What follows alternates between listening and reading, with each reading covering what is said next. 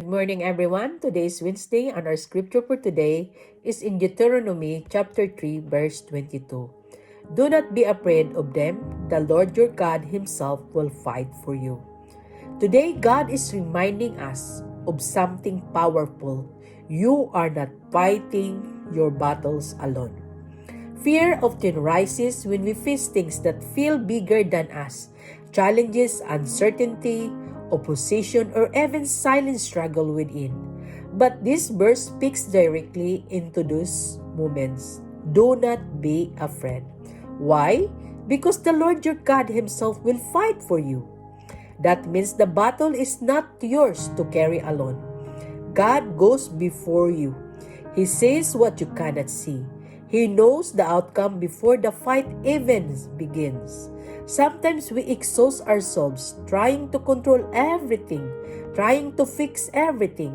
But God is asking us to trust Him, to release the burdens, to stand in faith, not fear. This doesn't mean you won't face battles, but it means you won't face them alone.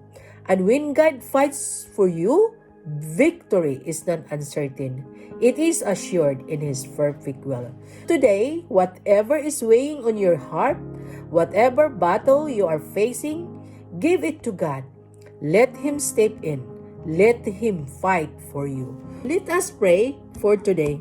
Father in heaven, thank you for reminding us that we do not have to fight our battles alone. You are our defender, our protector, and our strength.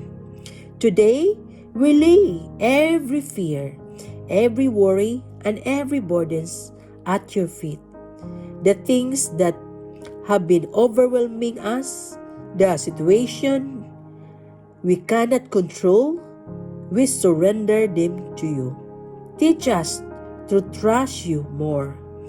When fear tries to rise, remind us that you are greater than anything. When we feel weak, be our strength. When we feel uncertain, be our peace.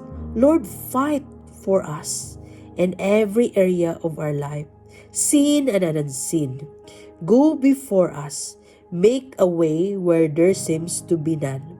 Help us to stand in faith, not fear, to walk in confidence, knowing that you are with us and that you are working on our behalf. Thank you because victory is bound on you. We choose today to trust you completely. In Jesus' mighty name, amen. Have a blessed Wednesday, everyone. Thank you for following my daily devotional prayer every morning. God bless you all.